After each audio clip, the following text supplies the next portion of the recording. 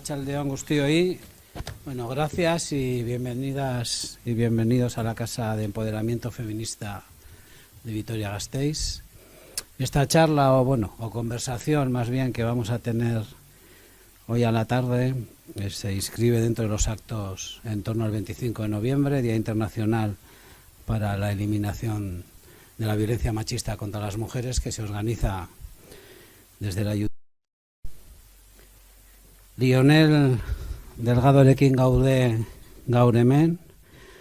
Azkenaldian gero eta prensa titular gehiago dituen gai bati buruz hitz egiteko. Maskulinitateen inguruan lan egiten dugunengan kezka sortzen duen gai bati buruz. Gaurko helburua da gizonek, bereziki gizon gazteek, indarkeria matxistarekin eta genero berdintasunarekin duten harremanari buruz hitz egitea. Eta gai horren inguruan dituzten praktika eta sinesmenak aztertzea. Azken batean, nola hartu behar dugu kontuan hori guztia indarkeria matxista prebenitzeko estrategiak lantxerakoan. Os decimos, se va a grabar esta sesión, las intervenciones que hagamos, pero en el tiempo de preguntas no se va a grabar para que podáis opinar con más libertad, más cómodamente. Queremos dar las gracias al trabajo que hacen hoy Nekane Mújica y Óscar Fernández, si no me equivoco en los nombres, que están aquí como intérpretes de lengua de signos. Lionel Delgado, supongo que muchas o muchos le conoceréis, es doctor en Sociología por la Universidad de Barcelona, con una tesis titulada Cuerpos, Espacios y Poder en Movimiento, diferencias de género y clase en los desplazamientos juveniles en 2 barrios de Barcelona. Investiga masculinidades, espacios antifeministas, deseo y afectividades masculinas desde hace años. Además tiene una intensa producción académica, trabaja con jóvenes, adultos, dando talleres sobre género y masculinidades en institutos, empresas, entidades públicas. Es divulgador en redes sociales, lleva el blog del Salto Diario Masculinidad en Demolición.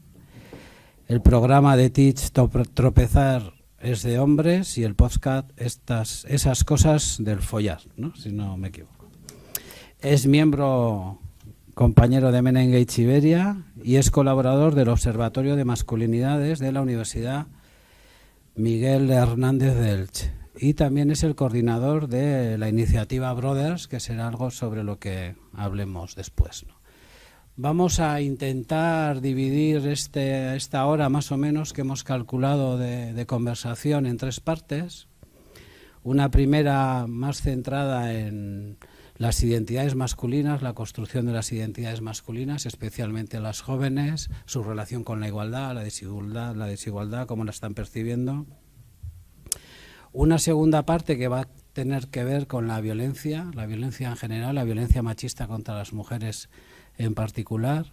Y una tercera donde vamos a intentar charlar sobre algunas alternativas, metodologías, debates sobre las mismas que tenemos, quienes trabajamos con hombres y masculinidades, quienes nos identificamos con el feminismo, quienes estamos hoy en los centros y elaborando programas e iniciativas, ¿no? Yo me llamo José Churriviere, soy especialista en masculinidades y género y coordino con otra parte del equipo de Guisondus, la Secretaría Técnica del Servicio de Emakunde, que trabaja masculinidades, hombres e igualdad desde el 2007. En esta primera parte, quizás, al hablar de las identidades y de las masculinidades jóvenes, tendríamos que empezar diferenciando entre hombres y masculinidades, ¿no? Y nos interesa abordar cómo intervienen las masculinidades a nivel estructural y también pensar en quiénes se identifican con la idea de ser un hombre y con la idea de la masculinidad más allá del cuerpo que tienen o que tenemos, ¿no? Entonces pensemos también en un sentido más amplio de cómo se están construyendo hoy las identidades masculinas. Es evidente que en los últimos años hay un cambio en la configuración de esas identidades, de esas referencias, tanto en Euskadi como en el Estado español. Dentro de todos los estudios que podemos encontrarnos, tenemos como referencia uno que es el de la caja de la masculinidad, que define un poco, o donde se definen esas identidades en torno a la masculinidad más tradicional y por tanto más alejada de la igualdad, a quienes se mueven entre un polo y otro y quienes se encuentran identificados con modelos masculinos muy alejados del modelo de sus padres, por ejemplo. En Euskadi nos da unas cifras del 11% más o menos hasta los 29 años y en el Estado sobre el 14%, si no me equivoco, ¿no? Pero más allá de las cifras exactas, sí que apunta a una tendencia donde la masculinidad tradicional ha dejado de ser una referencia importante, pero sin embargo eso nos podríamos preguntar, y son las preguntas sobre las que va a hablar Leonel, ¿qué implica ese cambio? Si ese cambio implica un cambio a posiciones más igualitarias, a una concepción sobre el género más diversa, más cercana a las prácticas igualitarias, ¿no? Eso por una parte en este capítulo, ¿no? Nos interesa hablar sobre ello, ¿no? Por supuesto nos interesa también conocer la relación del mundo adulto en todo esto, ¿no? Los eslóganes, los titulares de prensa se centran mucho en las reacciones y en las opiniones de la gente joven, como si no estuviesen referenciados o contextualizados en una sociedad capitalista, neoliberal, donde los adultos, hablo masculinos pero no solo, son las referencias hoy para muchos de ellos, ¿no? ¿Cómo influye todo esto, ¿no? ¿Cómo influye la adultez, dicho así, en esas reacciones, en esas opiniones, en esas identidades masculinas de los hombres más jóvenes? ¿Cómo están influyendo las configuraciones y estructuras sociales y económicas, ¿no? Y dentro de esto, ¿qué peso tiene una mirada interseccional a la realidad de esos hombres jóvenes que sabemos que no son un grupo homogéneo, que dentro de ellos tanto sus expresiones de género, su identidad como sus relaciones ocupan diferentes lugares de poder, y si estamos teniendo en cuenta una mirada interseccional en los análisis que hacemos, ¿no? Bueno, mil gracias, Josechu. Muchísimas gracias por estar aquí, tanta gente, no me esperaba. Muchísimas gracias por la invitación, que me hace muchísima ilusión estar en Vitoria, que yo toda mi adolescencia la pasé aquí en Logroño, tengo a mis padres viviendo ahí, así que Vitoria era como ciudad vecina. Y menudos temazos, claro, hablar de estos temas y se nota encima cuando te propone la conversación alguien como Josechu, que es como el padre con el que yo he crecido aprendiendo temas de masculinidades, porque claro, me has lanzado 25 temazos, solo tenemos una hora y es el primer bloque de 3. Intentaré ser sucinto. El tema es evidentemente complejísimo, o sea, estamos viviendo un contexto de muchísima confusión, muchísimo cambio y muchísimas dificultades para poder poner a funcionar herramientas que creíamos que nos iban a servir para poder entender cosas, pero estamos viendo que nos están sobrepasando. La realidad sobrepasa a los marcos analíticos que teníamos o practicamos el lecho de Procusto, terminamos cortando la realidad.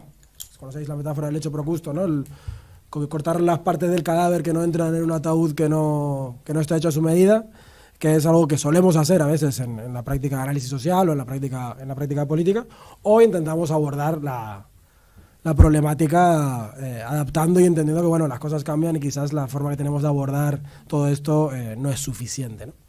Desde luego está habiendo un cambio brutal en lo que tiene que ver con los jóvenes y el género. Esto queda totalmente evidente, ¿no? La totalmente desactualización de categorías tradicionales, de cómo las categorías que teníamos tradicionalmente para poder entender las masculinidades, por ejemplo, han explotado, ya no sirven, ¿no? Las típicas, la tradicional conceptualización de las masculinidades hegemónicas frente a masculinidades cómplices y con masculinidades oprimidas y excluidas ya no nos sirve tan claramente, ¿no? Y empiezan a aparecer en los contextos de la academia nuevos enfoques. Por ejemplo, no sé si os suena el de las masculinidades híbridas, que es una noción que se lleva utilizando desde 2014, creo que lo acuñan Cherry Pascoe y Tristan Bridges, donde intentan abordar esta idea de, hostia, esto está cambiando que flipas y las cosas son bastante más raras. De repente tenemos chavales que empiezan a tener una expresión de la masculinidad súper distinta, que empieza a incluir elementos estéticos y prácticos que eran más propios de masculinidades en otro momento excluidas. Por ejemplo, ¿por qué los chavales se pintan las uñas? ¿Por qué de repente se hacen viral en TikTok una clase de chavales que se ponen falda y van todos a clase en falda cuando son los chavales más normativos y posiblemente sean los más famosetes y la pura hegemonía dentro de la clase, ¿no? ¿Qué está pasando con ese tipo de cosas?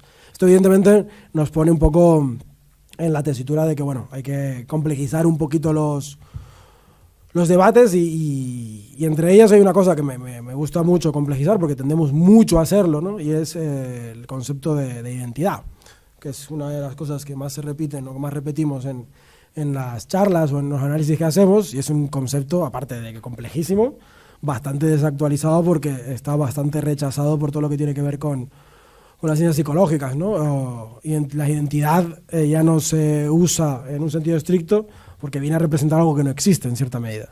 Una identidad es una especie de cosa férrea, una cristalización del yo en un momento determinado, cuando esto no funciona, la psique no funciona tanto así, ¿no? Opera más bien con identificaciones, que son procesos mucho más fluidos, mucho más cambiantes.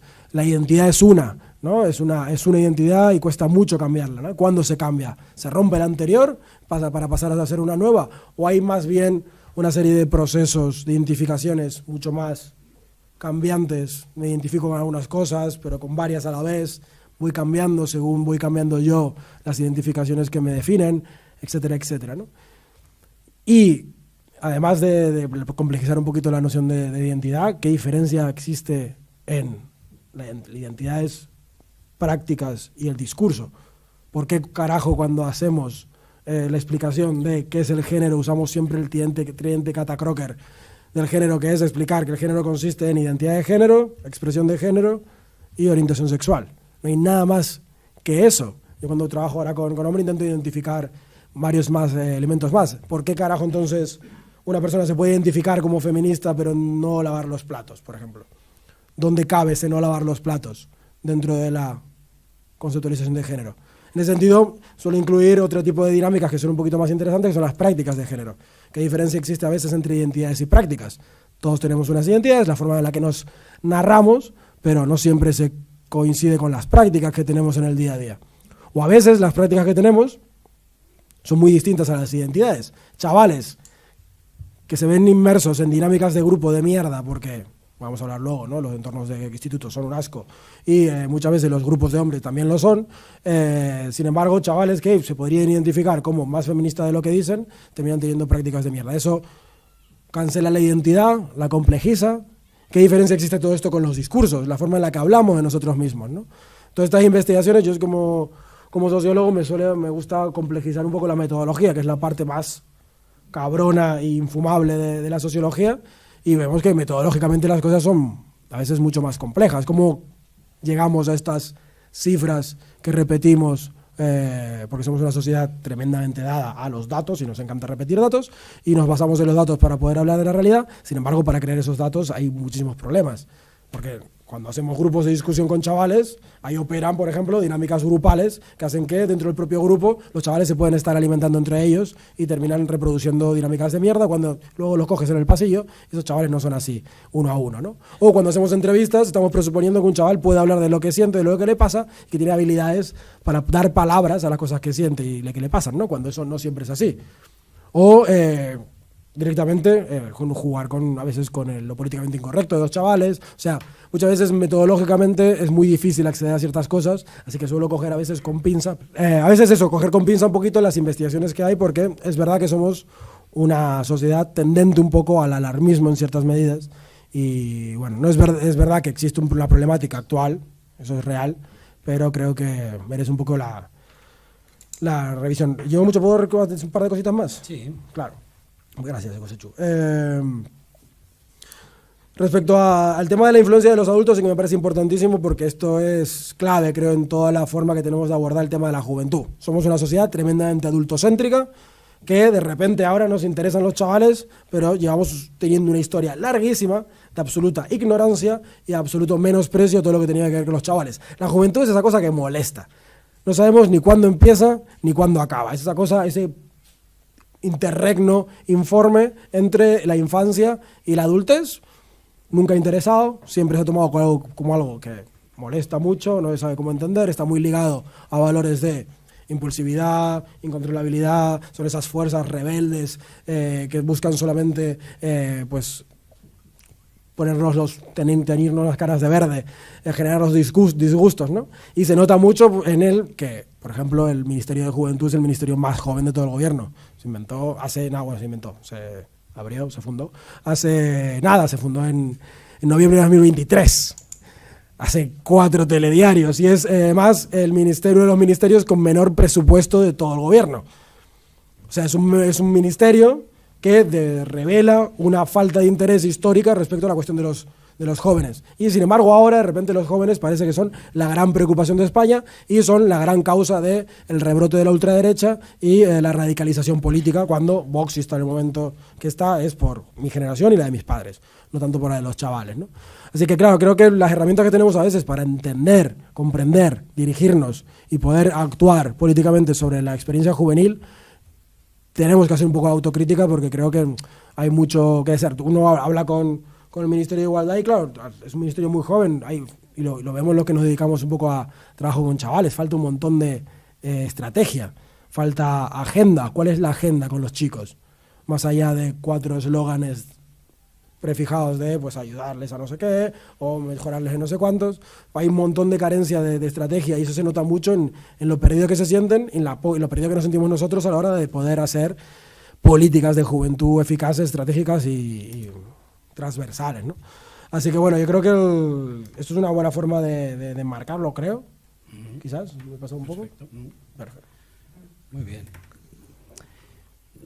Se quedan muchos temas de los cuales podríamos tirar y seguir charlando. La interseccionalidad, oh Dios. Sí, como ese. La interseccionalidad, es verdad. Luego lo sacamos. Luego lo podemos también abordar, ¿no? Que estaba unida a esto, ¿no? La parte que tiene que ver con la violencia machista, comentábamos de hacer una aproximación desde un poco más lejos, ¿no? O sea, de empezar a entender o analizar, o seguir analizando más bien, que ya lo ha hecho el feminismo desde hace tiempo, cuál es la relación de la identidad masculina, del aprendizaje de ser un hombre con la violencia en general, ¿no? Con la violencia como un método válido de resolución de conflictos personales, colectivos, incluso sociales y estructurales, ¿no? Algo que podemos, yo creo que conocer bastante bien, ¿no? Kaufman planteaba, un sociólogo canadiense, que la relación del aprendizaje distinto de hombres, entender hombres como lo que hemos explicado antes, ¿no? Comentado antes, ¿no? Con la violencia tiene como 3 patas, ¿no? Y la violencia machista hacia las mujeres es una de ellas y la violencia del género homofóbica es otra.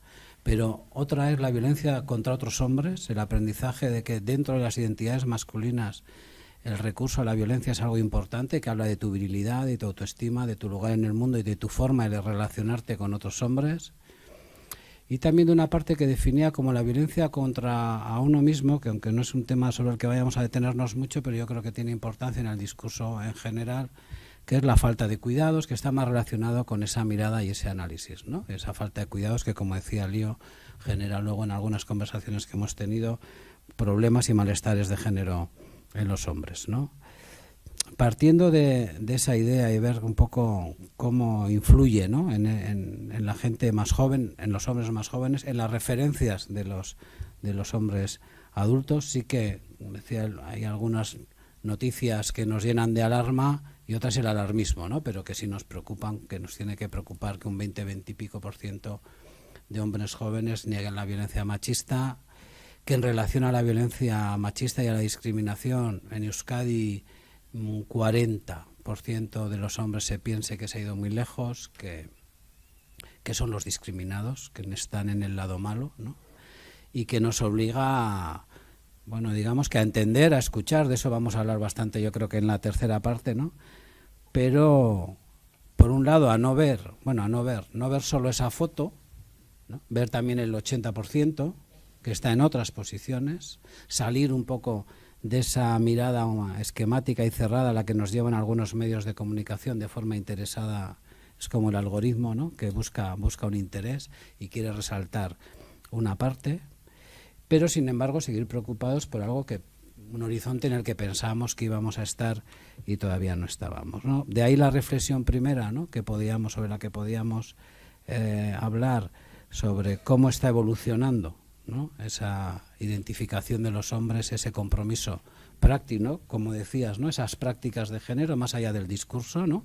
Que a mí me parece que es muy interesante ver cómo se dan y que se pueden dar en dos direcciones, personas que tienen o hombres que tienen un discurso aparentemente muy machista y unos comportamientos que no, porque tienen un discurso en unos contextos determinados, y lo contrario, como señalabas, ¿no? Entonces, ahí hay todo un debate sobre cómo dirigirnos a los hombres, cómo se dirigen, cómo intentamos involucrarnos más y cada vez de una forma mayor en la lucha y en la desaparición de la violencia machista. También qué alternativas estamos proponiendo, ¿no? Hablábamos de los anuncios, el último anuncio así, bueno, del ministerio ha sido este de los huevos y las gallinas, ¿no? Yo no dejo de preguntarme, ¿no? Cuando dicen y se plantea que si un compañero te manda una foto de una compañera desnuda, algo que es evidente que es reprobable desde todos los puntos de vista, si la única alternativa que les tenemos que dar a los jóvenes es denúncialo. Y si no hay alternativas colectivas, comunitarias, más allá de lo punitivo que podemos construir entre todo el mundo, incluido la comunidad, ¿no? Y ese es uno de los debates que atraviesa el análisis de las campañas, de las alternativas, de cómo nos dirigimos a los jóvenes, ¿no? El análisis sobre la violencia, sobre el punitivismo, que es un debate pues de los feminismos que conocemos y que está muy presente en esto, ¿no? Y en ese sentido también, cuando nos dirigimos para entender lo que nos están diciendo, cuando nos dicen que son los discriminados, que no se puede ligar, que te denuncian por cualquier cosa, ver yo creo qué influencia puede tener en eso los debates adultos feministas con los que se encuentran. Los debates sobre la ley sí solo es sí, las campañas o algunas campañas. O sea, aparte de analizar sus respuestas, yo creo que podría ser interesante analizar nuestras propuestas también, ¿no? Del mundo adulto. Y yo creo que es interesante señalar que no son homogéneas, que están atravesadas por profundos debates dentro del feminismo, tanto la definición de las violencias como las respuestas punitivas o no punitivas, o de restitución hacia ellas, ¿no? Entonces, si por ahí podíamos quizás dedicarle un tiempo, son 4 temas. Una cosa clara, y que lo refleja mucho la serie de adolescencia, esta serie que de hecho es como muy interesante, ¿no? Como la serie puede generar tanto revuelo y tanto que puede llegar a modificar a nivel internacional los discursos y la dirección de las políticas, ¿no? Es como muy guay, ¿no? Es como una cosa de la que aprender. El caso de adolescencia lo plantea muy bien, ¿no? ¿Por qué nos cuesta tanto eliminar temas de violencia en la juventud? Pues es porque la violencia sigue siendo efectiva, sigue siendo eficaz, sigue siendo una moneda de cambio que sigue operando de manera eficiente en los entornos en los que viven los chavales. Y lo veíamos perfectamente en la serie de adolescencia, en tanto que veíamos que un chaval como el protagonista que mata a la chica esta, lo siento por el spoiler, supongo que si no lo habéis visto ya, pues ya es un problema vuestro. El contexto donde un chaval llega a generar ese tipo de comportamiento es un contexto donde la moneda de cambio, de interacción, sigue siendo la violencia. La violencia sigue funcionando y eso tenemos que entenderlo. A veces nos cuesta entender por qué los chavales siguen agarrados a modelos de masculinidad tradicionales en un contexto donde hay tanta alternativa por delante. Y es que porque es funcional, es perfectamente funcional, porque no estamos consiguiendo modificar las estructuras donde estos chavales crecen, en las que los chavales se mueven, en las que estos chavales se afincan como espacios importantísimos de construcción de identidad, de construcción de vínculos, de construcción de vida. Y esto es un fracaso social general, pero también nuestro, de nuestra perspectiva, porque estamos quizás cayendo en una tendencia muy fuerte en nuestra época, que es individualizar la cuestión. Y es que toda la labor del hombre deconstruido es una labor tremendamente neoliberal, en el sentido de que es tremendamente individualista. Cuesta muchísimo colectivizar la labor. Ya el propio concepto de construcción es individual. Pavo, deconstruye tus privilegios. Pavo, vete a terapia. Pavo, revísate tus mierdas. ¿No? Como la demanda, la exigencia o el señalamiento no va en pavo, busca redes de apoyo donde poder trabajar colectivamente en otros grupos, en otros modelos, en otra red de prácticas, ¿no? Al final la violencia sigue funcionando perfectamente. Y es que la funcionalidad es clara.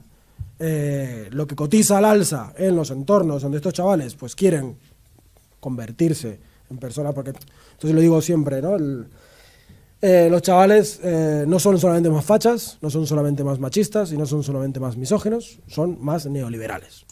Son fundamentalmente neoliberales, y dentro de las estructuras identitarias que pueden llegar a tener, lo del neoliberalismo es fundamental. O sea, el éxito de todas las filosofías coach, de todas las filosofías cripto, de todas las filosofías de autoayuda, motivacionales, el gaming, los youtubers, los twitcheros, todo está atravesado del yo marca, del yo empresa, de la maximización del capital humano de uno mismo para convertirse en un ente exitoso, porque el éxito sigue modulando la inclusión o la exclusión en esta sociedad. Y en ese sentido, las masculinidades violentas siguen cotizando al alza porque las estructuras siguen siendo violentas. Que esto nos permite conectar, ¿no? En el caso de adolescencia se podía ver perfectamente, la moneda de cambio sigue siendo la violencia, porque los colegios están cada vez más saturados, cada vez más, con menos recursos, el profesorado tiene ratios de alumnos cada vez mayores, el profesorado que no está quemado se la suda 3 cojones todo, porque tienen que sobrevivir así. Y eso evidentemente termina por no tocar las estructuras en las que un chaval crece, ¿no? Esto termina promoviendo lo que se llama fatiga de género. Hace varios años, 2012 o así, Elizabeth Kellan y otra investigadora que no me acuerdo el nombre, se empiezan a preguntar, ¿por qué carajo llevamos décadas en Estados Unidos invirtiendo muchos millones de dólares en temas de prevención de acoso laboral, prevención del moving y prevención de la LGTBI-fobia en espacios laborales? Y empiezan a entrevistar a CEOs de empresas y altos cargos en las empresas. Y de repente se topan con la realidad de que la peña seguía reproduciendo el moving, la LGTBI-fobia y el acoso laboral porque estaban hasta el gorro de formaciones, estaban hasta el gorro de que se les dijese en discurso unas cosas, pero las estructuras no cambiaban. Y eso genera, en cierta medida, lo que se llama la fatiga de género. Cuando un chaval entiende o de repente empieza a recibir mensajes de que tiene que cambiar hacia cierto lugar, que tiene que ser de otra forma, tiene que hacer determinados cambios en sí mismo, pero las estructuras no cambian, es decir, sigue cotizando un tipo de personalidad, sigue cotizando un tipo de interacción, sigue cotizando un tipo de comportamiento y no otro, pues evidentemente un chaval al principio se puede sentir tentado, interesado, apelado por estos nuevos debates, pero cuando ve que las estructuras en realidad no están cambiando, no son imbéciles. No van a de repente convertirse en el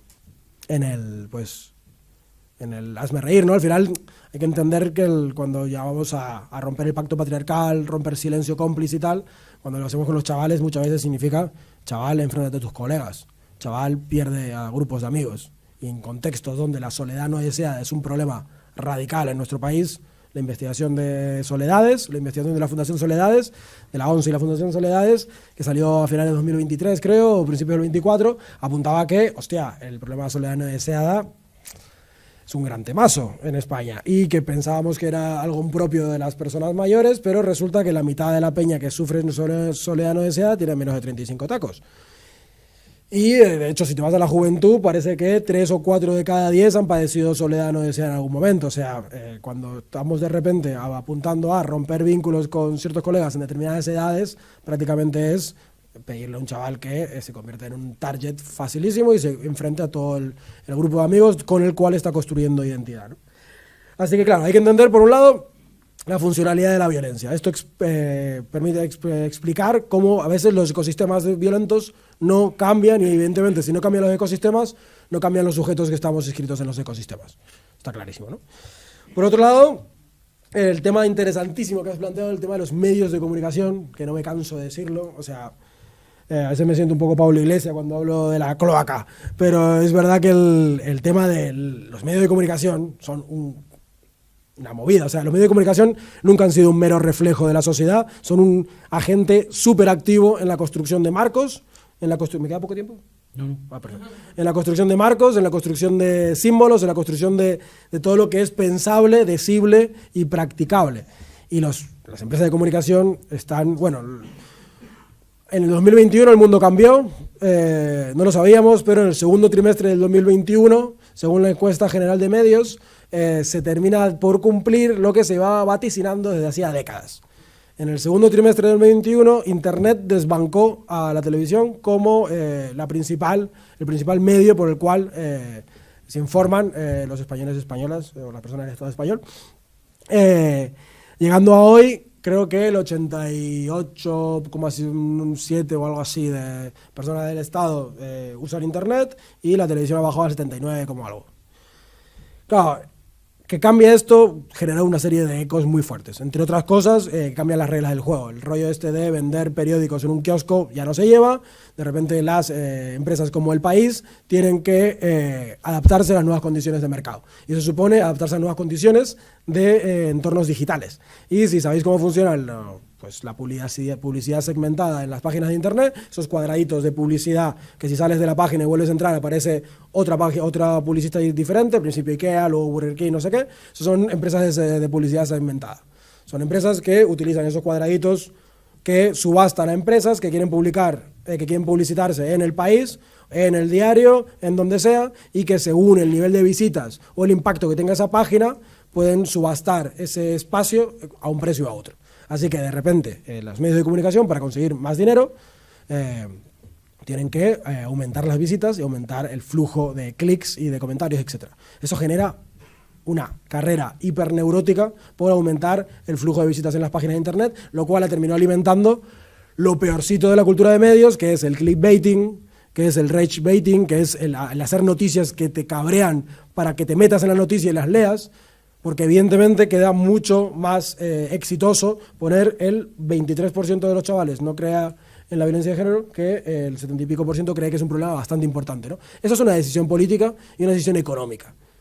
Y evidentemente otra vez nos tomamos con el neoliberalismo, y es que otra vez tenemos una cultura de medios nefasta, absolutamente vendidas a una lógica de ganancia, lo cual es terrible porque están jugando con los marcos en los cuales nos terminamos de definir como sociedad, ¿no? Y todo, a nadie le parece una locura empezar a hacer un pulso anticapitalista contra las grandes empresas comunicativas como Meta y tal, porque tenemos que hacer los algoritmos transparentes y no podemos permitir que imbéciles como Zuckerberg tengan ese impacto a nivel de algoritmo con algoritmos que están absolutamente, los dan de alta en patentes, oscuros absolutamente, no sabemos cómo funcionan y tienen un impacto social brutal.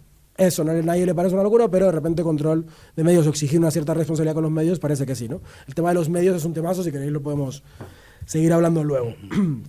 ¿Qué se me queda? A ver, espera, voy a tomar agua. A ver.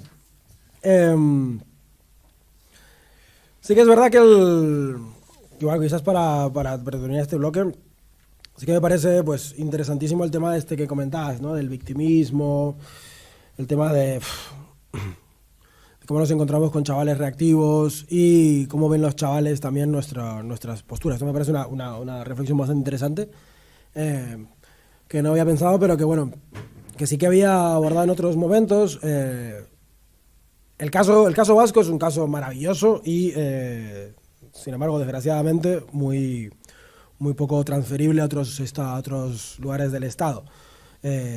Generalmente, aunque hay una labor tremenda por detrás, es verdad que tenemos que hacer un poco autocrítica y decir que los entornos de masculinidades igualitarias posiblemente seamos el activismo más enclenque de todo el Estado, comparado con nuestras compañeras feministas y comparado con otro tipo de activismos. No hemos conseguido generar un recambio generacional, no hemos conseguido conectar de maneras productivas. Tenemos propuestas, sí, pero que en muchos sentidos terminan siendo propuestas de adultos para adultos no terminamos de conectar, ¿no? Y en ese sentido yo siempre uso el enfoque afectivo. Yo creo que, sobre todo con trabajo con chavales, lo más importante es el trabajo afectivo, y tenemos una tarea muy pendiente con ese tipo de cosas, ¿no? Somos una sociedad muy dada a un mantra que repetimos todo el rato, sobre todo desde la pandemia, que es el mantra de dato mata relato, ¿no? Y creemos que con la publicación de fact-checkers son estas empresas que se encargan de cerciorar si hay bulos o no hay bulos, tipo maldita.es, en Cataluña tenemos el verificato, ahí sí. Tenemos este mantra que nos repetimos, pero que en clase no funciona. O si fuese tan fácil en clase como dato mata relato, todos los chavales serían absolutamente feministas y estarían todos en las manías del 8 de marzo, pero no lo están. Porque, sobre todo, hay momentos de la vida, y esto supongo que también es importantísimo, poder utilizar un poco la perspectiva del desarrollo en el trabajo que realizamos, y entender que cuando decimos los chavales hay que tratarlos como adultos, no significa que tengamos que tratar a los chavales como si tuviesen las capacidades cognitivas, analíticas y abstractas de un adulto, sino que, bueno, exigirle responsabilidad y tal. Pero a veces nos creemos que no, que pasa lo otro, ¿no? Que tenemos que exigirle a los chavales un tipo de comprensión de abstracciones, y que con estadísticas, números y gráficos podemos explicar a los chavales lo malo que es la violencia. Sin embargo, la cuestión afectiva no está ahí, y los afectos con los chavales es importantísimo, y por eso antes hablábamos, ¿no? Yo ya no doy talleres directamente a chavales, sino que intento formar al profesorado, que son gente que tiene un vínculo ya creado con los chicos. Los talleres que damos, pero bueno, eso lo podemos hablar luego en el tercer bloque, ¿no? Sí. A ver si se me queda algo. Creo que no. Bueno, podemos... Sí, exacto. Como vamos a intentar tener la media hora final, ¿no? Un poco para que participéis y podamos volver. Como veis, no estamos cerrando ningún debate, sino compartiendo algunas ideas, ¿no? Cogiendo algunos de los elementos que has dicho ahora, yo creo que es muy interesante plantearnos qué es lo que, la tercera parte, el tema de las propuestas, el tema de los espacios que estamos construyendo para intervenir o dirigirnos, o para que se organicen, se intervengan a sí mismos la gente joven, ¿no? Que también esto de hablar de intervenir todo el rato es bastante adulto, ¿no? Pero y ahí hay varios debates, ¿no? Entonces yo creo que yo creo que es un bloque o una parte que puede ser muy interesante también escuchar vuestras propias opiniones, ¿no? Como las demás, pero donde podemos meternos en algunos jardines, ya que este es un espacio pues para eso, ¿no? Para intercambiar y también para debatir, ¿no? Y uno de ellos es a la hora de dirigirnos, y con los mensajes que lo has señalado, no solo los alarmistas, sino con esa individualización neoliberal de acaba con tu privilegio, dicho desde el mundo adulto, ¿no? Como lo has señalado, no voy a volver sobre eso, en lugar de unas palancas más basadas quizás en las responsabilidades, ¿no? O sea, hay todo un debate ahí sobre las metodologías que es muy interesante, ¿no? Yo creo que también puedes comentar uno de los últimos proyectos que están en marcha y que además vamos a colaborar desde Euskadi en él, que es Brothers, ¿no? Donde hay una metodología de escucha, de espacio común, de herramientas, digamos, comunes también, donde la gente joven se comunica y dialoga. Eso yo creo que es uno de los debates. Y hay otros que nos pueden resultar, yo creo, más allá de las redes, sino más unidos quizás al activismo o nuestra realidad más cotidiana, donde tenemos muchas dudas, pero bueno, que está bien echarlos encima de la mesa, ¿no? Y uno es la relación de los lugares a los que puedes ir para luchar contra la violencia machista, si eres un hombre y si eres un hombre cis especialmente. Las relaciones con el feminismo como algo organizado, ese antagonismo artificial que hoy, ¿no?, inunda, ¿no?, muchas redes y muchos debates, ¿no? Pero nosotros además personalmente participamos en espacios donde no son feministas, donde participamos hombres, mujeres y personas que se identifican de otra manera, ¿no? Estamos construyendo o estamos impulsando espacios así donde los jóvenes participen. Los hombres jóvenes participen. ¿Estamos situándolos solo fuera del lugar activista contra la violencia machista? Aquí también hay gente, que está haciendo, yo creo que experiencias muy interesantes, ¿no? Tanto en centros de estudios donde, bueno, pues articulan espacios feministas en el alumnado muy autogestionados con una buena relación de hombres y mujeres, ¿no? Donde también se establecen dinámicas de acompañamiento a hombres que han podido incurrir en algún comportamiento no deseado, violencia. Bueno, ese es uno de los debates, ¿no? Donde se aborda también esa parte que tiene que ver no solo con el punitivismo. O sea, que hay muchas experiencias, yo creo que en Euskadi, sin pensar, yo ahí tengo un poco de diferencia, que somos tan, ¿no? Vamos a bajarnos un poco de ahí, ¿no? Que tenemos también muchos debates y mucho que aprender y que cambiar, ¿no? Entonces, ahí hay una parte, ¿no? De si otras experiencias que fomentan espacios y corrientes feministas pudiésemos ofrecer desde ahí espacios más atractivos que impulsasen esa autoorganización y ese trabajo de los hombres más jóvenes, ¿no? Bell Hooks definía, era una de las frases, a mí me gusta, ¿no? El feminismo es para todos. La liberación de las mujeres no es solo la lucha de las mujeres, es una lucha que requiere la participación activa de los hombres para lograr una sociedad verdaderamente igualitaria y justa. Es un reto construir espacios que hagan útiles, como decías al principio, una participación activa de género, de cambio.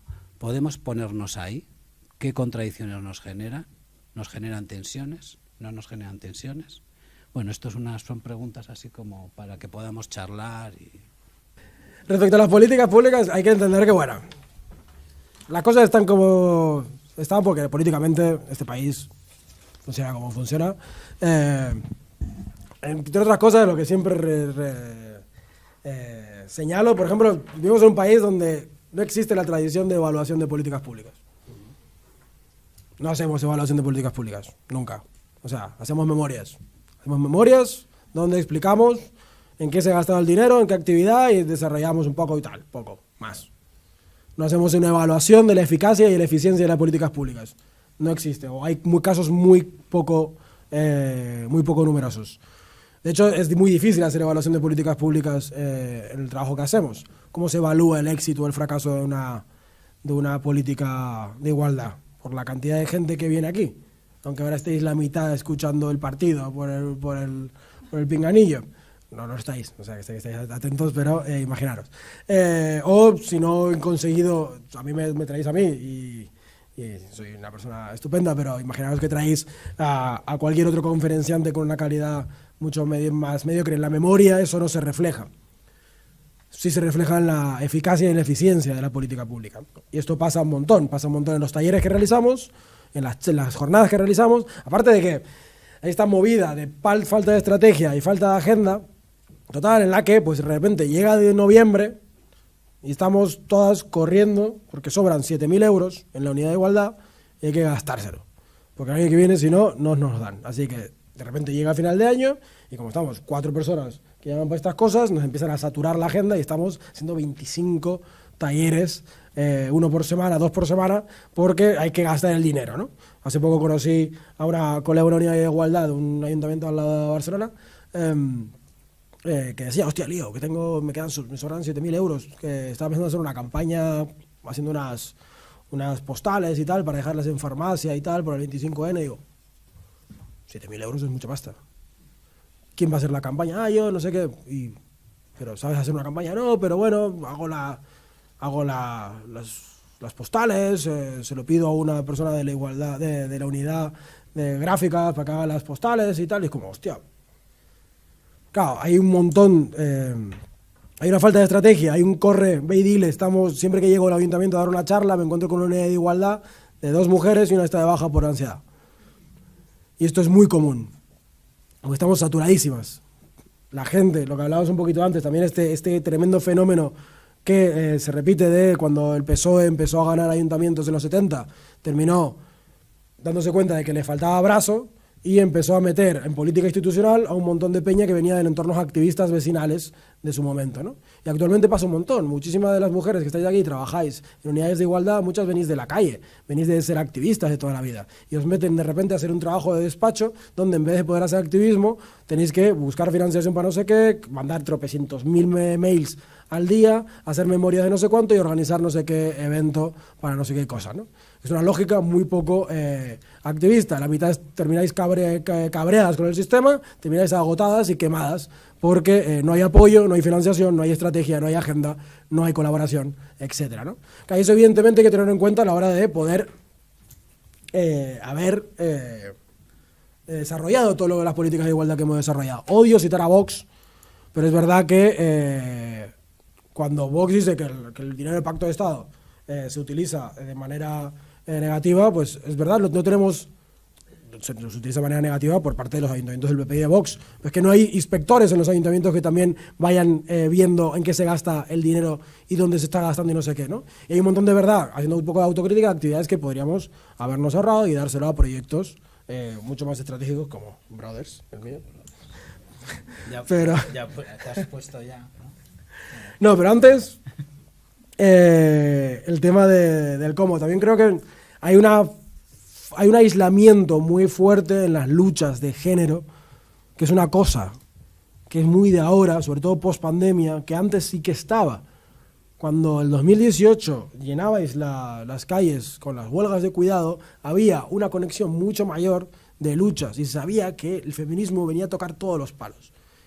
Y venía a ser la revolución de los cuidados. Y los cuidados significaba tocar la ley laboral, significaba tocar las familias, significaba tocarlo todo. Y actualmente, sin embargo, hemos vuelto a aislar un poco las políticas de igualdad en luchas muy sectoriales relacionadas con el género. Cuando creo que hay mucha potencialidad en poder trabajar toda la reacción antifeminista en chavales, conectando otro tipo de luchas que movilizan, ¿no? Y que conectan con ansiedades sociales que están ahí, como el problema de no poder acceder a un techo en la puta vida, trabajes lo que trabajes. Desde el 15M se rompe el pacto social. Sabemos perfectamente que desde el 15M ya nadie se crea este rollo de trabaja y tendrás trabajo. Digo, estudia y tendrás trabajo. Si estudias, nadie te garantiza que tengas trabajo. Trabaja y saldrás de la pobreza. Nadie se crea que trabajando, a menos que trabajes en 3 curros, posiblemente nunca puedas poder sostenerte tú solo. Sobre todo en casos, no sé cómo está el alquiler aquí, pero en Barcelona está terrible.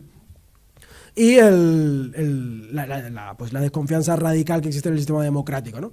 Podríamos conectar luchas de repente haciendo un feminismo, unas masculinidades antifascistas, unas masculinidades que luchen por un suelo digno, por un techo digno, unas masculinidades que también estén abogando por los servicios públicos fuertes, porque evidentemente, como decía antes, si los chavales están radicalizados en clase es porque el sistema público de educación está colapsadísimo. Y esto evidentemente ha conectado, pero nuestras demandas desde los sectores de género nunca van por, o muy pocas veces van por articular luchas en un sentido más transversal, ¿no? Estamos queriendo apagar el fuego de la violencia sin entender el ecosistema complejo y amplio que hay alrededor de las violencias, ¿no? A ver. Y bueno, luego jugar con el deseo, es decir, que es verdad que el tema de... otra vez trayendo un poco la perspectiva del desarrollo, hay una diferencia muy clara entre el peso de la definición de la importancia de la identificación en los chavales jóvenes respecto a los adultos, ¿no? Uno puede con los adultos... Me hace mucha gracia porque para esto siempre uso a mi padre como ejemplo, ¿no? Mi padre... de hecho, si hay poco antifeminismo de recalcitrante y declarado en activista, una identidad antifeminista en los adultos, es porque se usa mucho, se estila mucho en esto de los adultos de yo no me mojo por nadie, yo leo de todo, yo soy neutral, yo soy objetivo, dice mi viejo, ¿no? Esto permite entender cómo luego es muy difícil encontrarse. El otro día di una charla a 54 adultos terribles todos. La mitad eran policías, la otra mitad eran técnicos de ayuntamiento, parques y jardines y tal, y era un grupo hiperreactivo que flipas contra la igualdad, ¿no? Pero ninguno se identificaba como antifeminista, igual había 2 o 3. De hecho, todos te defendían la igualdad.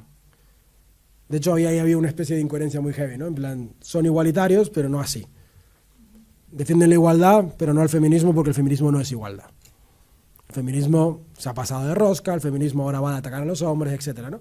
Pero no juegan con la identidad, que es lo importante, no juegan con las identificaciones, no les interesa decir, ellos son neutrales, ellos ven el mundo tal cual son. Sin embargo, esto en los jóvenes es más diferente, ¿no? Con los jóvenes a veces sí que hay que jugar mucho más con el espacio de pertenencia, hay que jugar mucho más con el deseo, hay que jugar mucho más con el afecto. Es una cosa que no solemos hacer en nuestras políticas, no solemos darle tanta importancia al cómo, sino al qué de fondo, ¿no? Bueno, da igual, porque el mensaje está claro, ¿no? Y es que no da igual el cómo, ¿no? Con los chavales sobre todo. Y por último dije el feminismo, era políticas de igualdad, el cómo y el tema de feminismos. Y aquí me meto en un pantano que flipas. Porque sí que creo que habría que hacer un poco de revisión quizás. Evidentemente, todo el tema de las masculinidades siempre es incomodísimo.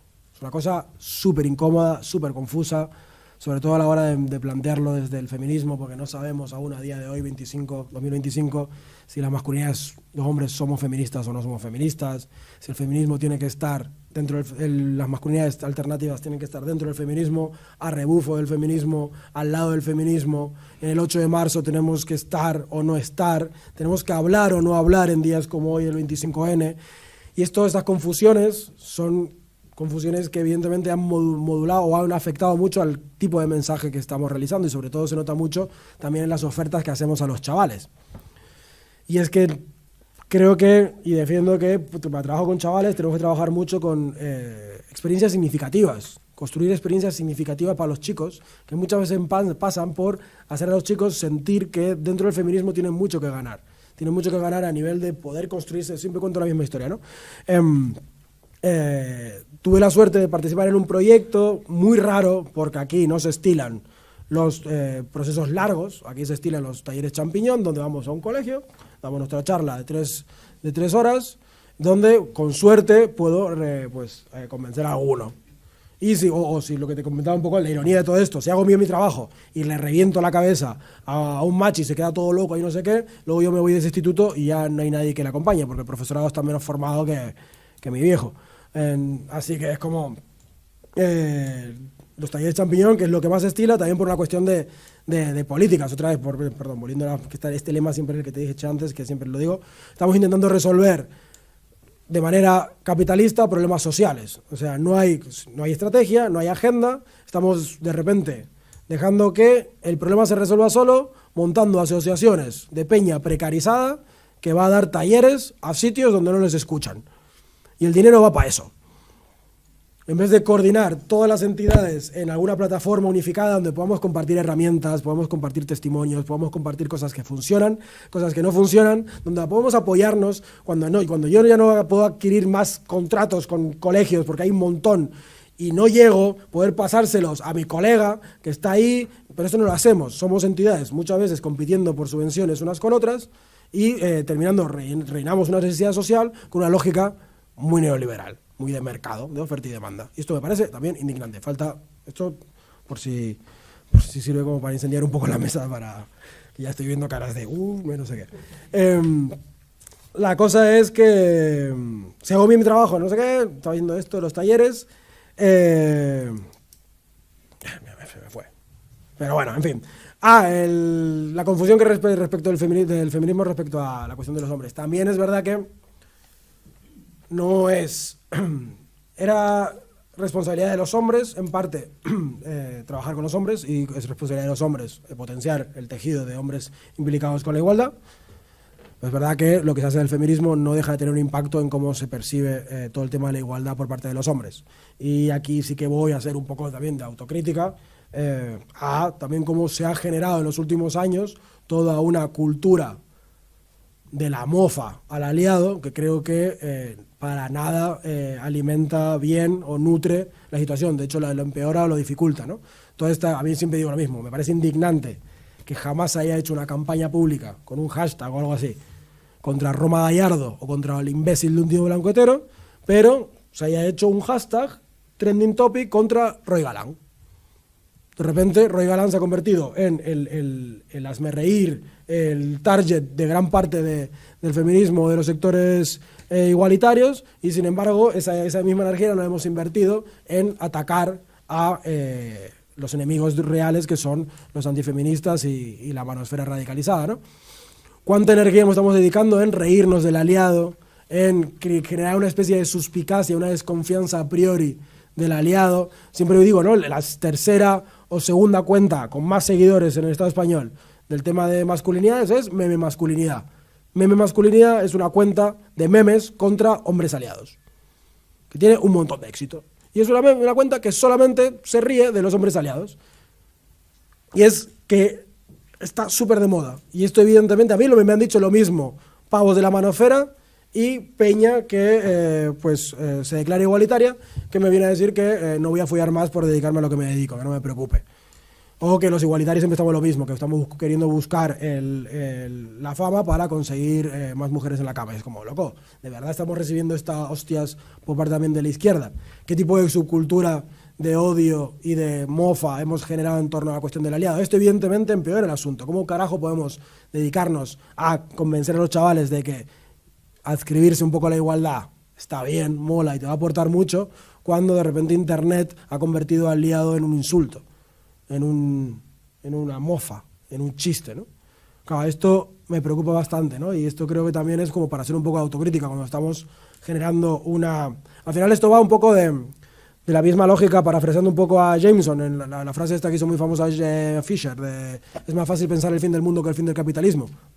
Creo que hay un problema de imaginación ahora mismo en nuestras filas. Estamos muy lejos de ese 2018 donde llenábamos las calles con un feminismo alegre. En los últimos años para aquí estamos en una especie de pesimismo constante donde nos es más fácil pensar que todos los chavales se van a convertir en fachas recalcitrantes y en antifeministas, que pensar que es posible que todos los chavales se adscriban a la igualdad y se conviertan en feministas, ¿no? Tenemos un problema de imaginación, tenemos un problema de imaginación y un problema de afecto también de nuestras filas. La cuestión de los afectos no es solamente importante para entender a la ultraderecha y cómo tienen más éxito los mensajes de los radicales, ¿no? También es importante el enfoque de los afectos para ver cómo estamos nosotras, ¿no? Cómo estamos de cansadas, cómo estamos de pesimistas, cómo estamos desilusionadas con todo lo que ha pasado, con todo lo que está pasando, cómo estamos de cagadas en las patas con todo este rebrote reaccionario que está habiendo, ¿no? Y cómo este miedo nos está generando un contexto, un ambiente afectivo que desde luego termina naturalizando casi la violencia en los chavales, termina apuntando a un heteropesimismo en vez de a un heterooptimismo, a un pesimismo en general, casi todo lo que tiene que ver con los hombres y la igualdad, ¿no? Y esto termina por también afectar un montón el asunto, ¿no? Así que bueno, hablando de Brothers viene ese proyecto que llevamos desde hace menos de un añito para aquí, con la Fundación Iniciativa Social, que intenta pues cambiar un poco todos estos contextos de falta de escucha, adultocentrismo, falta de espacio de diálogo. Creo que también se ha fomentado mucho dentro del activismo... esto es ahora el tema. Brothers. Intentamos crear un espacio digital, intentando introducirnos. Es un espacio de innovación metodológica, tampoco tenemos las claves ni varitas mágicas para solucionar el asunto, pero sí con la intención de poder aprender del camino, ¿no? Hemos creado un entorno digital totalmente gratuito para chicos, que tienen 4 líneas de actuación para los chavales, todas basadas en el tema de escucha, acompañamiento y construcción de otro tipo de redes donde los chavales puedan ir practicando otro tipo de culturas masculinas que no tengan que ver con la toxicidad digital, ¿no? Son 4 líneas de actuación. La primera son varios temas que no son los temas de estándar con los que trabajamos con los chicos, que no son que al final también la falta de imaginación en los debates con los que trabajamos con los chicos también es heavy, ¿no?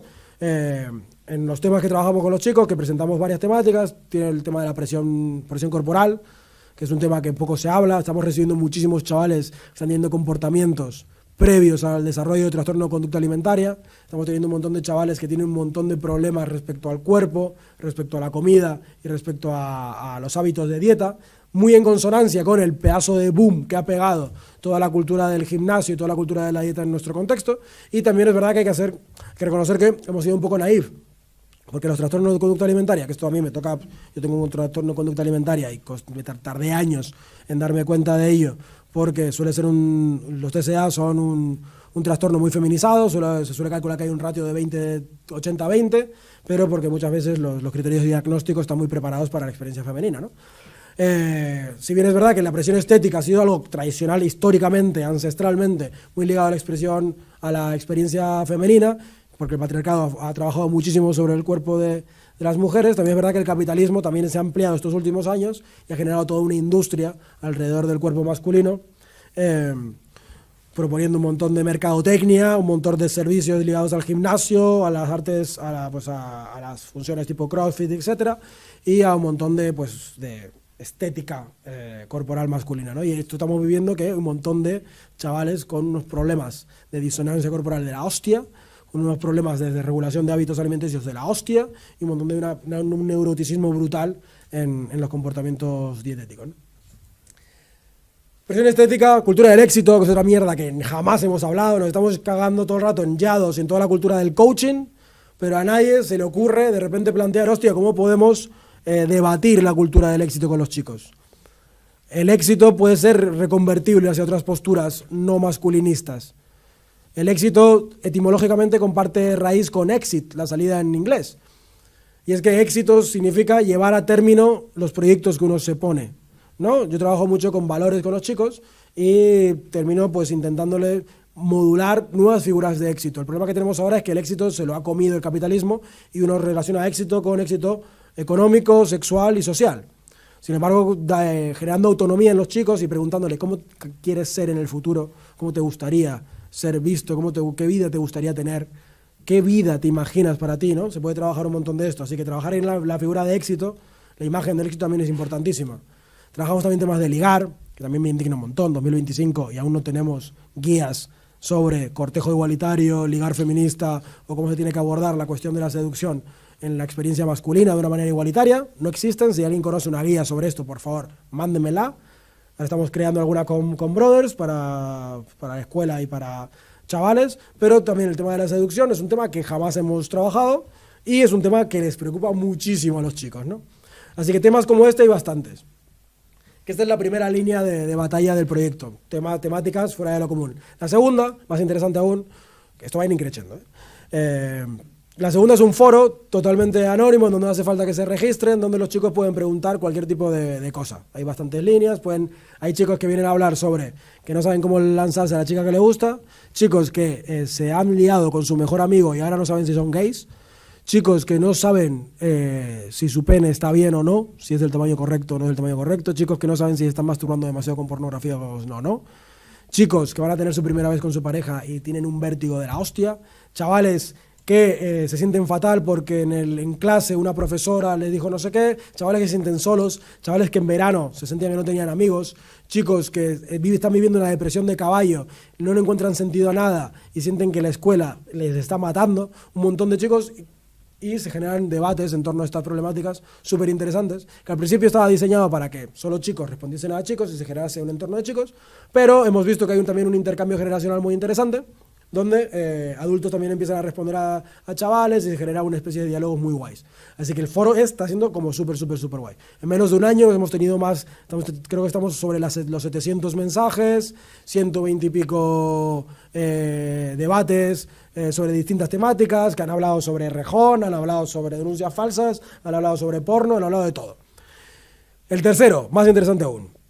Todos los días, entre semana, de 6 a 9 de la noche, 6 a 9, hay un servicio gratuito de chat donde un chaval le da un botoncito y sale una pestaña de chat donde puede hablar en directo con una de las 20 personas que hemos formado en temas de acompañamiento juvenil, prevención de violencia, prevención de problemas de salud mental, bullying, pues cultura LGTB, un montón de cosas que hemos formado a la peña, y los chavales vienen a hablar de lo que sea. Chicos que no saben si su mejor amiga les gusta como amiga o como algo más, y de repente ahí puedes profundizar. Yo que estuve hablando con ese chico y al final pues resulta que no, que su mejor amiga no le gustaba como novia, solo como chica, pero es que tenía miedo de que su amiga le dejase, y es más fácil dejar a un amigo que dejar a una novia, a un novio. Así que el chico pues estaba como muy nervioso porque estaba sintiendo una relación muy bonita con su amiga y tenía miedo de perderlo, ¿no? Y claro, puedes generar un entorno súper bonito con estos chavales. El otro día vino un chaval con conductas autolesivas, que también hace falta abordar de manera bastante pues delicada, etcétera, ¿no? Y para los casos más problemáticos, la cuarta línea, que es, esto sí que es rellenando un formulario, tienen que entregar un par de datos porque tenemos que llamarles y tienen la posibilidad de tener un acompañamiento telefónico gratuito durante 1 hora, máximo 3 sesiones de 1 hora, que no es terapia porque somos muy reacios a terapeutizar todo el tema de género, tiene que ver más con encontrar, indagar socialmente en la raíz de género que tienen las problemáticas que viven estos chicos y de poder acompañarles, motivarles y dotarles de autonomía en la construcción de valores, ¿no? Chicos que vienen con problemas de violencia familiar de la hostia, chavales que vienen con problemas de conductas, de comportamiento, de trastorno de conducta alimentaria, como decía antes, o problemáticas muy diversas que hace falta pues un tratamiento un poquito más profundo y más de hablar durante 3 horas con este chaval, con un par de semanas de entremedio para poder permitir que digiera, ¿no? Así que bueno, esto es el proyecto Brother, que está teniendo bastante buen éxito. No está teniendo tantos presupuestos, pero está teniendo muy buen éxito. De hecho, hoy recibimos la noticia, que eso no sé si se puede decir, pero supongo que sí, que hemos recibido pues el premio Menina de la Delegación de Prevención de Violencias del Ministerio de Igualdad a una de las iniciativas más exitosas o más llamativas, más bonitas o más, no sé más qué, pero más muchas cosas. Una iniciativa más. Una iniciativa más en tema de prevención de violencias.